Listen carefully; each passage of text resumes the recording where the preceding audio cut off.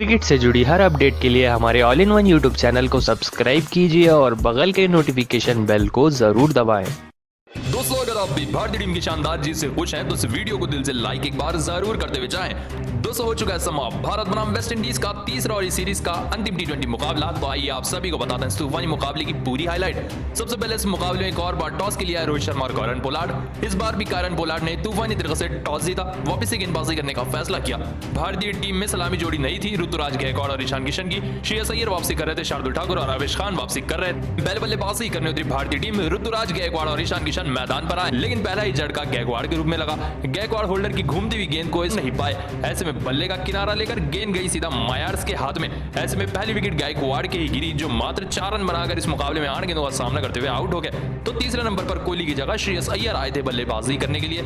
इनसे बड़ी बल्लेबाजी की उम्मीद थी, लेकिन ये भी हेडन वॉच की इस गेंद को पढ़ नहीं पाए। सामने खेलने के चक्कर में खेल तो बैठे गेंद को, लेकिन नीचे गेंद के फील्डर आ गए। जेसन होल्डर ने इनकी कैच पकड़ी। श्रेयस अय्यर 25 रन बनाकर 16 गेंदों का सामना करते हुए आउट हो गए। 63 रन पर दूसरी विकेट गिरी भारतीय टीम की। तो वहीं दूसरे सलामी बल्लेबाज ईशान किशन अच्छी बल्लेबाजी कर रहे थे और ऐसा लग रहा था कि अपना अर्धशतक लगा देंगे, लेकिन जैसे उनके सामने रॉस्टन चेस आए, फिर से ही अपनी विकेट गवा बैठे। दोस्तों, रॉस्टन चेस की इस गेंद को छक्का लगाने की चाह में खेल बैठे और गेंद लगी सीधा विकेटों पर और ईशान किशन बुरी तरीके से बोल्ड होकर रह गए। इस मुकाबले में वो 34 रन बनाकर आउट हो गए, 31 गेंदों का सामना करते हुए। उनके बाद सूर्य कुमार यादव मैदान पर बल्लेबाजी करने आए थे और उनके साथ भारतीय टीम के कप्तान नंबर 4 पर बल्लेबाजी करने आए, यानी कि रोहित शर्मा बल्लेबाजी करने आए। लेकिन रोहित शर्मा इस बार नंबर 4 पर सक्षम नहीं हो पाए। दोस्तों, रोहित शर्मा डोमिनिक ब्रेक्स की इस गेंद को पढ़ नहीं पाए और पूरी तरह से बोल्ड होकर रह गए और यहीं पर रोहित शर्मा की भी बड़ी विकेट गिरी। ऐसे में भारतीय टीम का स्कोर प्रोजेक्टेड स्कोर 172 बता रहा था, लेकिन इस चीज को तोड़कर रख दिया सूर्य कुमार यादव ने। दोस्तों, सूर्य कुमार यादव ने इस मुकाबले में अंत तक धाकड़ व शैतानी व बेहतरीन बल्लेबाजी की। इस मुकाबले में सूर्य कुमार यादव ने अपनी तूफानी बल्लेबाजी का जलवा दिखाया। दोस्तों, सूर्य कुमार यादव ने इस मुकाबले में 65 रनों की तूफानी पारी खेली, सिर्फ और सिर्फ 31 गेंदों में, जिसमें से सूर्य कुमार यादव ने 7 छक्के और 1 चौका लगाया। ऐसे में सूर्य कुमार यादव का अर्धशतक सभी को याद रहेगा इस मुकाबले में। उनके साथ ऑलराउंडर वेंकटेश अय्यर ने भी धाकड़ बल्लेबाजी की। इन्होंने भी वेस्ट इंडीज के गेंदबाजों को जमकर धोया। दोस्तों, वेंकटेश अय्यर ने 35 रनों की तूफानी पारी खेली, सिर्फ और सिर्फ 19 गेंदों में, जिसमें से वेंकटेश अय्यर ने 2 तूफानी छक्के व 4 तूफानी चौके जड़े। दोनों ने मिलकर लगभग 4 ओवर में 64 रन ठोक दिए। ऐसे में भारतीय टीम ने पहले बल्लेबाजी करते हुए 184 रन लगा दिए हैं 5 विकेट के नुकसान पर। जी हां दोस्तों, प्रोजेक्टेड स्कोर की भी पार ले गई सूर्य कुमार यादव और वेंकटेश अय्यर की जोड़ी भारतीय टीम को और भारतीय टीम ने 184 रन लगा दिए हैं पहले बल्लेबाजी करते हुए। इतने टारगेट का पीछा करने उतरी वेस्ट इंडीज की टीम।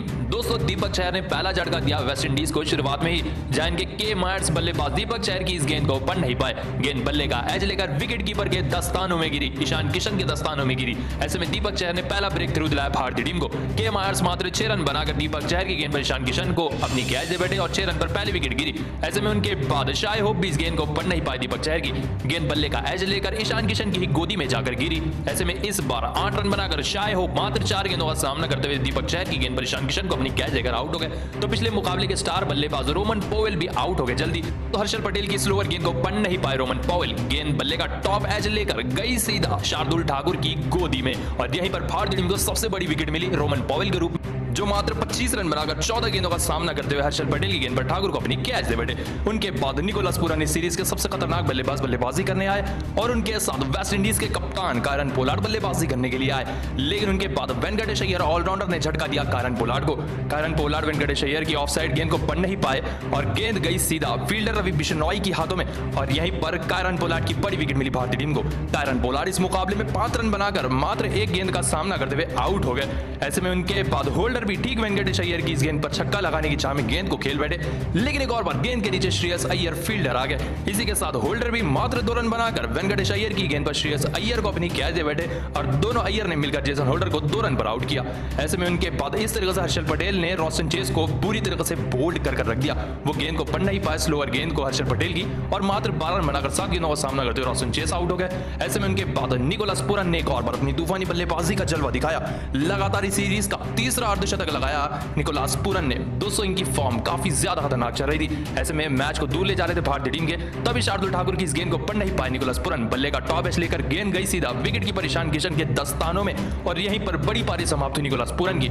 61 रन बनाकर निकोलस पूरन 47 गेंदों का सामना करते हुए ठाकुर गेंद पर ईशान किशन को अपनी कैच देकर आउट हो गए। उनके बाद विकेटों का पतंग जारी रहा। दोस्तों इनके बाद रोमारियो मात्र 29 रन बनाकर हर्षल पटेल की इस गेंद पर रोहित शर्मा को अपनी कैच दे बैठे और अपनी बड़ी विकेट गवा बैठे। ऐसे में ये भी इस मुकाबले में 29 रनों की पारी खेलकर आउट हो गए। उनके बाद डोमिनिक ज़ुबैर 4 रन बनाकर आउट हो गए। इसी के साथ वेस्ट इंडीज की टीम ने मात्र 166 रन ही बनाए 9 विकेट खोकर और भारतीय टीम ने मुकाबला 17 रनों से जीत लिया। इसी के साथ इस सीरीज को 3-0 से समाप्त कर दिया और भारतीय टीम ने सीरीज को भी अपने नाम कर लिया है शानदार तरीके से। दोस्तों आप भारतीय टीम की इस जीत को 10 में से कितने नंबर देना चाहेंगे? इसका जवाब हमें कमेंट में एक बार जरूर बताते हुए जाएं। दोस्तों शुरू होने वाला है भारत और वेस्ट इंडीज का तीसरा और इस सीरीज का अंतिम टी20 मुकाबला। दोस्तों तीसरा टी20 मुकाबला शुरू होने वाला है ईडन गार्डन्स के तूफानी मैदान पर, जहां भारतीय टीम 2 जीत चुकी है। ऐसे में इसी के साथ वेस्ट इंडीज ने पिछले मुकाबले में टॉस जीता था और गेंदबाजी करने का फैसला किया था, लेकिन इस बार अगर रोहित शर्मा टॉस जीतते हैं तो वो भी गेंदबाजी करने का ही फैसला करेंगे। ऐसे में गेंदबाजी के लिए सबसे पहले ईडन गार्डन्स का मैदान सबसे बेहतरीन माना जाता है। दोस्तों भारतीय टीम के बदलावों की बात करें तीसरे टी20 के लिए तो इस टी20 में विराट कोहली नहीं है, वो रेस्ट लेने का फैसला कर चुके हैं और उनके साथ ऋषभ पंत भी रेस्ट लेने वाले हैं, जिसके चलते ये दोनों ही खिलाड़ी हम सभी को नहीं दिखेंगे तीसरे टी20 मुकाबले में, क्योंकि फिलहाल भारतीय टीम जीत चुकी है पूरी सीरीज को। 3 मैचों की ये सीरीज थी जिसमें से 2 टी20 भारतीय टीम जीत चुकी है। इसका मतलब ये होता है कि भारतीय टीम ये सीरीज भी जीत चुकी है। आइए तीसरे टी20 में भारतीय टीम की प्लेइंग 11 देख लेते हैं। दोस्तों सलामी बल्लेबाज पुराने ही होंगे, जहां एक तरफ से भारतीय टीम के कप्तान रोहित शर्मा होंगे तो दूसरे एंड से युवा बल्लेबाज और विकेट कीपिंग करेंगे ईशान किशन। तीसरे नंबर पर विराट कोहली की जगह लेंगे ऋतुराज गायकवाड़। दोस्तों चौथे नंबर की बात करें तो चौथे नंबर पर युवा बल्लेबाज श्रेयस अय्यर आएंगे, दोनों ऋषभ पंत और विराट कोहली की जगह लेंगे। उनके बाद से टीम पुरानी होगी। उनके बाद सूर्य कुमार यादव बल्लेबाजी करने आएंगे। दोस्तों गेंदबाजी क्रम की अगर हम बात करें तो गेंदबाजी में सबसे बड़े गेंदबाज होंगे दीपक चहर। उनके साथ एक्सपीरियंस गेंदबाजी को जोड़ा गया है, यानी कि भुवनेश्वर कुमार और युजवेंद्र चहल होंगे।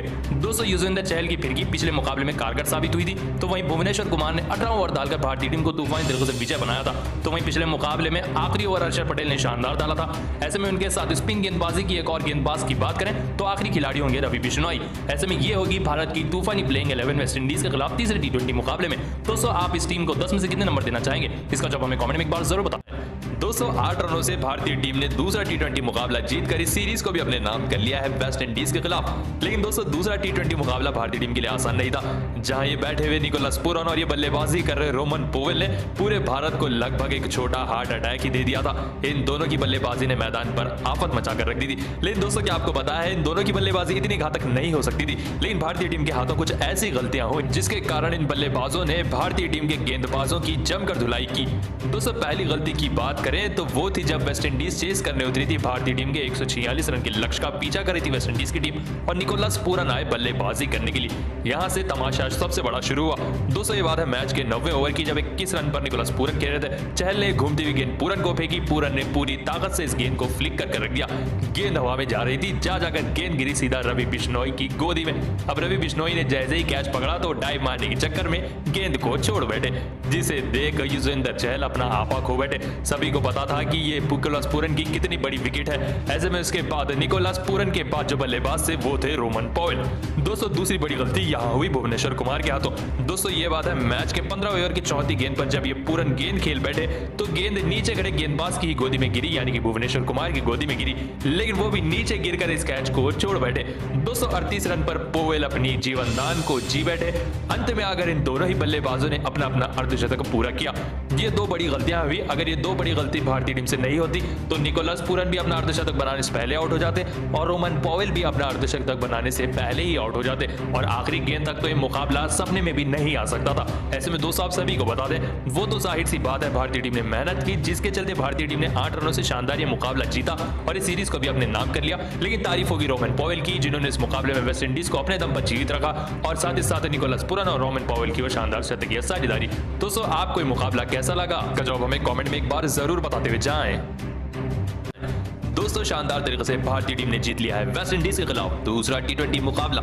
इसी शानदार जीत के साथ भारतीय टीम ने सीरीज को भी 2-0 से जीत लिया है। दोस्तों दूसरा टी20 मुकाबला भारतीय टीम ने 8 रनों से जीत लिया वेस्ट इंडीज के खिलाफ। लेकिन यह मुकाबला जितना आसान देखने में था उतना आसान था नहीं भारतीय टीम के लिए, क्योंकि वेस्ट इंडीज ने भी कई कारनामे किए इसी तूफानी मुकाबले में भारतीय टीम को इस तूफानी मुकाबले में हराने के लिए। तो आज हम आपको एक ऐसे पल के बारे में बताने वाले हैं जिसने सबके रोंगटे खड़े कर दिए, खासकर कि विराट कोहली को तो काफी बड़ा झटका लग गया इस चीज के बाद इस तूफानी मुकाबले में। दोस्तों आइए उस रोमांचक बात के ऊपर बढ़ते हैं। दोस्तों ये बात है 5वें ओवर की 5वीं गेंद की, जब वेस्ट इंडीज चेस करी थी भारतीय टीम की युजवेंद्र चहल गेंदबाज से। ऐसे में आखिरी गेंद फेंकी इस ओवर की युजवेंद्र चहल ने, बल्लेबाज ब्रैंडन किंग इसे पढ़ नहीं पाए। बल्ला तो लगा नहीं गेंद पर, लेकिन आवाज आई और अपील की युजवेंद्र चहल ने जोर से। उनके साथ ऋषभ पंत ने भी अपील की, ऐसा लग रहा था कि एज लगा है। अंपायर के साथ काफी देर तक अपील की युजवेंद्र चहल ने। उसके 5 सेकंड के बाद अंपायर ने आउट दिया, तब जाकर युजवेंद्र चहल थोड़ा सा सुकून में बैठ गए। लेकिन दूसरे एंड से बल्लेबाज ब्रैंडन किंग ने लिया डीआरएस। अब डीआरएस लेने के बाद रिव्यू सिस्टम आया। दोस्तों जैसे ही रिव्यू में पता चला कि बल्ले का कोई भी किनारा नहीं लगा है, वो सिर्फ एक आवाज थी जो आई थी। एसएमएस के बाद अंपायर ने इस चीज का डिसीजन नॉट आउट दिया और युजवेंद्र चहल को काफी बड़ा झटका लग गया। दोस्तों युजवेंद्र चहल को तो बाद में झटका लगा, उससे पहले विराट कोहली को झटका लग गया, क्योंकि स्लिप में वही खड़े थे। उनके बोलने पर भारतीय टीम ने काफी ज्यादा कॉन्फिडेंस से अपील की थी, क्योंकि ऐसा लग रहा था कि आवाज आई है। ऐसे में बुरी तरह से विराट कोहली ने, ऋषभ पंत ने, युजवेंद्र चहल ने अपील की थी। अब बढ़ते हैं गेंदबाज के ऊपर। युजवेंद्र चहल की तो शक्ल पे 12 बज गए थे, क्योंकि वो काफी ज्यादा कॉन्फिडेंस में थे। वो इतने कॉन्फिडेंस में थे, अगर अंपायर इसे नॉट आउट देते तो वो भारतीय टीम का रिव्यू लेने वाले थे, और वो रिव्यू लेते तो भारतीय टीम का रिव्यू वेस्ट हो जाता। ऐसे में ब्रैंडन किंग तो बच गए, उनके साथ साथ वेस्ट इंडीज का रिव्यू भी बच गया। हालांकि अंत में वेस्ट इंडीज की टीम 8 रनों से मुकाबला हार गई। दोस्तों इस पूरे वाक्य पर आपको क्या कहना है, इसका जवाब हमें कमेंट में एक बार जरूर बताते हुए जाएं। दोस्तों दूसरा टी20 मुकाबला ईडन गार्डन्स के मैदान पर हो चुका है समाप्त। तो आइए आप सभी को बताते हैं इस तूफानी मुकाबले की पूरी हाईलाइट। दोस्तों दोनों ही टीमों के धाकड़ कप्तान रोहित शर्मा, भारतीय टीम के कप्तान वेस्ट इंडीज के कायरन पोलार्ड कप्तान आमने सामने आए टॉस के लिए। रोहित शर्मा इस बार टॉस हार गए, कायरन पोलार्ड ने टॉस जीता और पहले गेंदबाजी करने का फैसला किया। ऐसे में इस मुकाबले में पहले बल्लेबाजी करने उतरी भारतीय टीम। ईशान किशन और रोहित शर्मा भारतीय टीम की शुभ शुरुआत करने के लिए आए, लेकिन शुरुआत अच्छी नहीं मिली भारतीय टीम को। जहां क्वार्टरल की इस गेंद को ईशान किशन पढ़ नहीं पाए, बल्ले का एज लगा और गेंद गई सीधा काइल मेयर्स के हाथों में, और यहीं पर पहली विकेट गिरी भारतीय टीम की। 10 रन पर पहली विकेट गिरी भारतीय टीम की। ईशान किशन मात्र 2 रन बनाकर क्वार्टरल की गेंद पर आउट हो गए। उनके बाद रोहित शर्मा अच्छी लय में नजर आ रहे थे, ऐसा लग रहा था बड़ा स्कोर बनाएंगे, लेकिन तभी रॉस्टन चेस की गेंद को बाउंड्री के पार पहुंचाने के चक्कर में शॉट तो खेल बैठे रोहित शर्मा, लेकिन गेंद के नीचे ब्रैंडन किंग आ गए और यहीं पर कप्तान की विकेट मिली वेस्ट इंडीज को। 200 रोहित शर्मा मात्र 19 रन बनाकर रॉस्टन चेस की गेंद पर ब्रैंडन किंग को अपनी कैच देकर आउट हो गए। तो उनके बाद चौथे नंबर पर आए थे विराट कोहली के बाद सूर्य कुमार यादव। विराट कोहली अच्छी बल्लेबाजी कर रहे थे, लेकिन तभी सूर्य कुमार यादव ने चेस की इस गेंद को पढ़ नहीं पाए और उन्हीं को अपनी कैच दे बैठे। ऐसे में कैच एंड बोल्ड हो गए चेस के हाथों और 8 रन बनाकर सूर्य कुमार यादव रॉस्टन चेस की गेंद पर उन्हीं को कैच दे बैठे। तो अब बात कर लेते हैं विराट कोहली की तूफानी बल्लेबाजी की। इस मुकाबले में विराट कोहली ने धाकड़ बल्लेबाजी की, उन्होंने वेस्ट इंडीज के किसी भी गेंदबाज को नहीं बख्शा। इस मुकाबले में विराट कोहली ने एक छक्का व 7 चौके लगाए, 41 गेंदों पर अपना अर्धशतक पूरा किया। ऐसे में दोस्तों आप सभी को बता दें इस मुकाबले में तूफानी लय में नजर आ रहे थे विराट कोहली। ऐसा लग रहा था कि 2016 का विराट कोहली वापस आ चुका है मैदान पर, लेकिन 52 के स्कोर पर रॉस्टन चेस की इस गेंद को पढ़ नहीं पाए विराट कोहली। गेंद अंदर आ गई और बुरी तरह से बोल्ड हो बैठे विराट कोहली, और यहीं पर विराट कोहली भी मात्र 52 रन बनाकर रॉस्टन चेस की गेंद पर बोल्ड होकर रह गए। के बाद मैदान पर ऋषभ पंत और वेंकटेश अय्यर की जोड़ी ने हंगामा मचाकर रख दिया। दोस्तों दोनों ने लगभग 19वें ओवर तक बल्लेबाजी की। जिस मुकाबले में ऋषभ पंत ने बेहतरीन बल्लेबाजी की, तो ऑलराउंडर वेंकटेश अय्यर 33 रन बनाकर इस तरह से होल्डर की गेंद पर बोल्ड होकर रह गए। 200 वेंकटेश अय्यर 33 रन बनाकर 18 गेंदों का सामना करते हुए बोल्ड हो गए। ऐसे में उनके बाद बल्लेबाजी जो कर रहे थे ऋषभ पंत, तीनों ने अपना तूफानी अर्धशतक लगाया और 52 रनों की नाबाग पारी खेली सिर्फ 58 गेंदों में। कोहली के बाद इन्होंने अर्धशतक लगाया था। ऐसे में इन्होंने अंत तक बल्लेबाजी की और भारतीय टीम को पहुंचाया 186 रन तक 5 विकेट के नुकसान पर। ऐसे में 186 रन का टोटल भारतीय टीम ने काफी शानदार तरीके से प्राप्त कर लिया। ऐसे में इतने टारगेट का पीछा करने उतरी वेस्ट इंडीज की टीम। दोस्तों इस मुकाबले में अगर वेस्ट इंडीज की शुरुआत की बात करें तो वेस्ट इंडीज की शुरुआत हमेशा की तरह इस बार भी खराब रही। जब वेस्ट इंडीज की पहली विकेट के मायर्स के रूप में गिरी, जो चहल की घूमती हुई इस गेंद को पढ़ नहीं पाए, इन्हीं के हाथों कैच दे बैठे। इन्हीं की गेंद को 9 रन बनाकर के मायर्स आउट हो गए। उनके बाद दूसरी विकेट गिरी दूसरे सलामी बल्लेबाज ब्रैंडन किंग की। दोस्तों ब्रैंडन किंग इस मुकाबले में 22 रन बनाकर आउट हो गए। रवि बिश्नोई की गेंद को पढ़ नहीं पाए और सूर्य कुमार यादव को अपनी कैच दे बैठे। तो उनके बाद 2 बल्लेबाजों ने पूरी भारतीय टीम को हिलाकर रख दिया। दोस्तों इस मुकाबले में निकोलस पूरन ने खेली एक और बार तूफानी पारी। पिछले मुकाबले में भी इन्होंने अर्धशतक लगाया था, इस मुकाबले में भी इन्होंने अर्धशतक लगाया। दोस्तों इस मुकाबले में भारतीय टीम के सभी गेंदबाजों पर दावा बोला निकोलस पूरन ने। इस मुकाबले में निकोलस पूरन ने 62 रनों की धाकड़ पारी के लिए सिर्फ 41 गेंदों में, जिसमें से उन्होंने 3 छक्के व 5 चौके जड़े। 218वें ओवर में भुवनेश्वर कुमार की इस गेंद पर आउट हो गए रवि बिश्नोई को अपनी कैच देकर। अब बात कर लेते हैं इनके साथ दूसरे बल्लेबाज जो बल्लेबाजी कर रहे थे, जिनका नाम था रोमन पॉवेल। इन्होंने भी पूरी भारतीय टीम को हिलाकर रख दिया। दोस्तों इन्होंने आंद्रे रसल की याद दिला दी मैदान पर। इन्होंने अंत तक बल्लेबाजी की, जहां आखिरी 6 गेंदों पर 25 रनों की दरकार थी, जो काफी ज्यादा मुश्किल था। ऐसे में दोस्तों आप सभी को बता दें, रोमन पॉवेल की अगर हम पारी की बात करें तो इन्होंने इस मुकाबले में 68 रनों की नाबाद पारी खेली, सिर्फ और सिर्फ 36 गेंदों में, जिसमें से उन्होंने 5 छक्के व 4 चौके लगाए थे।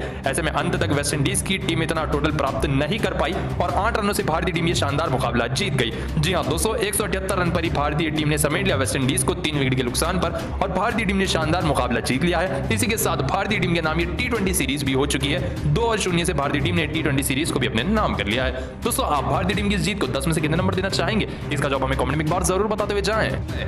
दोस्तों पहले T20 मुकाबले में बोला रोहित शर्मा का बल्ला। अब शुरू होने वाला है भारत बनाम वेस्ट इंडीज के बीच में पेटीएम T20 सीरीज का दूसरा T20 मुकाबला।